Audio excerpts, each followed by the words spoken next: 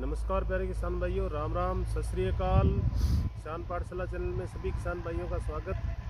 किसान भाइयों, सरसों की फसल के बारे में चर्चा करेंगे।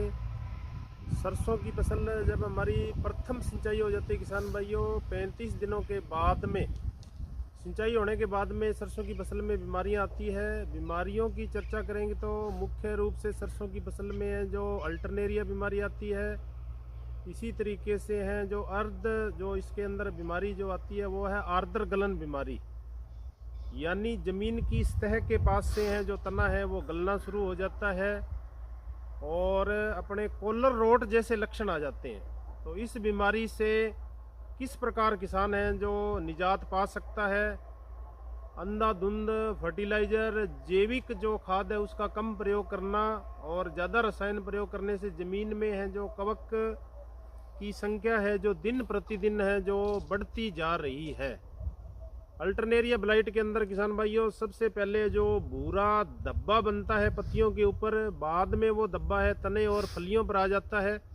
रोग की तीव्र अवस्था में ये लगभग 40 से 50% नुकसान करता है। इसी तरीके से जो ज़्यादा ज़मीन के अंदर फंगस होने से कॉलर रोट जैसे लक्षण दिखाई देते हैं, या आर्द्र गलन, जो तना है वो ज़मीन की सतह है और जहाँ से तना मिट्टी के संपर्क में आता है वहाँ से है जो गलना स्टार्ट हो जाता है। कई फील्ड में इस तरह की बीमारियां जो देखने को मिल जाती है। इसी तरीके से तना सड़न रोग है जो स्क्लेरोसिया के कारण होता है, वो मुख्य रूप से मरदोड बीमारी है। पिछले साल जहां हमने सरसों की बुआई की थी, या बीज के साथ में इसके कुनेडिया है जो लग करके आ जाते हैं, जिससे बीमारी है जो बाद में जनवरी के महीने में जो तना है वो गलना स्टार्ट हो जाता है। तो इस तरीके से इसमें सफ़ेद रोली रोग भी आ जाती है। तो बीमारियों की रोकथाम के लिए हमें थोड़ा सा प्रिवेंशनल ध्यान रखना है किसान भाइयों। जब हमारी फसल है वो प्रथम सिंचाई के बाद में 40 से 45 दिनों की हो जाए तो हमें प्रिवेंशनल इसका उपाय करना चाहिए। ट्राइकोडर्मा लिक्विड हम ले सकते हैं 5 ml 100 लीटर पानी से इसी के अंदर, और स्यूडोमोनास फ्लोरेसेंस वो ले सकते हैं 5 ml प्रति लीटर पानी के हिसाब से, यानी 500 ml हमें ट्राइकोडर्मा लिक्विड, 500 ml है वो 100 लीटर के लिए है जो स्यूडोमोनास फ्लोरेसेंस। इसके अंदर लगभग 150 ग्राम हमें गुड़ मिला देना है। तो ये सभी बीमारियों की रोकथाम करेगा। जो जड़ जनित बीमारी है उनकी भी रोकथाम करेगा। तना से संबंधित बीमारी है जो आर्द्र गलन है, तना सड़न रोग है। इसी तरीके से जो ज़मीन में फंगस से होने वाली बीमारियां हैं उनकी भी ये रोकथाम करेगा।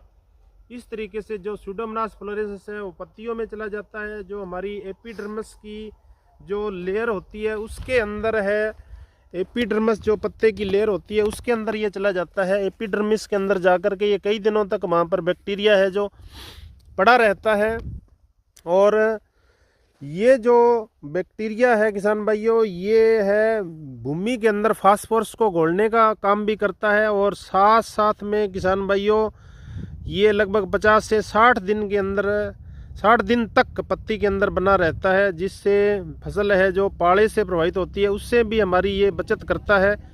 तो इस प्रकार यदि हम प्रिवेंशनल उपाय करते हैं तो ये जैविक नियंत्रण के अंतर्गत हमें बहुत ही अच्छे है जो परिणाम है जो देता है।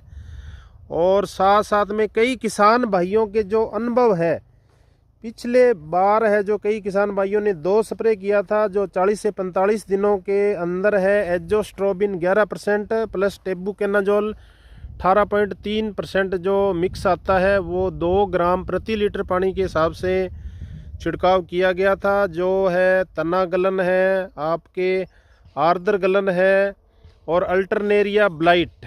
एक बीमारी और आ जाती है सरसों हमारी जब 70 से 80 दिनों की होती है तो इसमें डाउनी मिल्ड्यू की समस्या आ जाती है। बैंगनी रंग का धब्बा है जो पत्ती की पिछली सतह पर बन जाता है और बाद में रोग की तीव्र अवस्था में ये पूरी पत्ती को घेर लेता है। इस तरीके से इस बीमारी की निजात पाने के लिए हम हैं जो मैंकोजेब है 64% प्लस मेटालेक्सिल 8% आता है, वो 2 ग्राम प्रति लीटर पानी के हिसाब से यदि स्प्रे करते हैं तो बहुत ही अच्छे परिणाम मिलते हैं।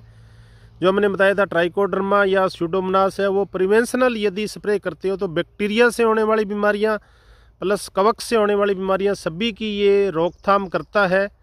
इस तरीके से सरसों की फसल में लगने वाले रोगों की हम रोकथाम कर सकते हैं। 40 से 45 दिनों में हमें पहला स्प्रे करना है।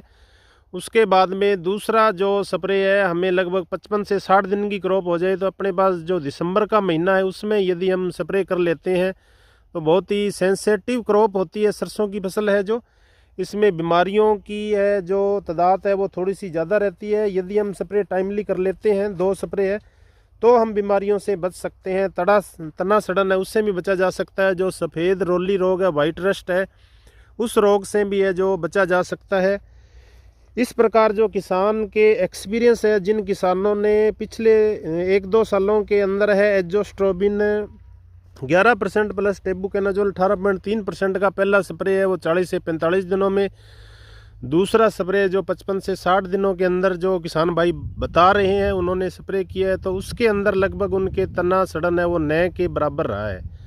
तना सड़न बीमारी है वो स्क्लेरोसिया के कारण होती है, और जब हमारी फसल पकती है तो एकदम से है जो ऊपर से फसल हमें सही दिखती है लेकिन अंदर से पूरी फसल है जो सूख जाती है। किसान भाइयों, अपने सरसों की फसल के बारे में चर्चा कर रहे थे। राजस्थान की बात करें तो लगभग पूरे देश का यहाँ पर 50% सरसों का उत्पादन होता है, इसलिए सरसों की फसल की हमें थोड़ी सी देखभाल करने की ज़रूरत है।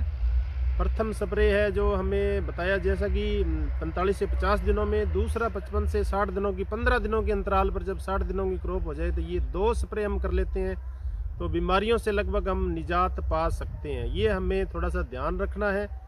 बाद में जब क्रॉप कैनोपी बड़ी हो जाती है, जनवरी के महीने में सरसों जो फ्लोरिंग स्टेज फलियों पर आ जाती है, सरसों आपस में फंस जाती है, फिर स्प्रे करना बड़ा मुश्किल हो जाता है। तो इन चीज़ों का यदि हम ध्यान रखते हैं तो सरसों की फसल में हमें अच्छा उत्पादन है जो मिल जाता है। ये जो अपने खेत देख पा रहे हैं इसमें उस तरफ है जो सिंचाई स्टार्ट हो गई है, लगभग 35 से 40 दिनों की क्रॉप है। RH0725 ये एक वैरायटी है और किसान बहुत मेहनती किसान है। इसमें अभी थिनिंग का काम भी साथ साथ में चल रहा है और इन्होंने लगभग 600 ग्राम बीज है जो प्रति बीघा इस्तेमाल किया है। इस तरीके से किसान भाइयों थोड़ी सी मेहनत करते हो तो आपकी फसल है जो बहुत अच्छी हो जाती है। वीडियो आपको कैसे लगा किसान भाइयों, ज़्यादा से ज़्यादा लाइक करें, शेयर करें, सब्सक्राइब करें।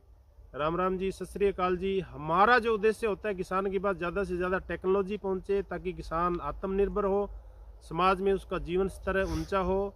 जय जवान, जय किसान, जय भारत।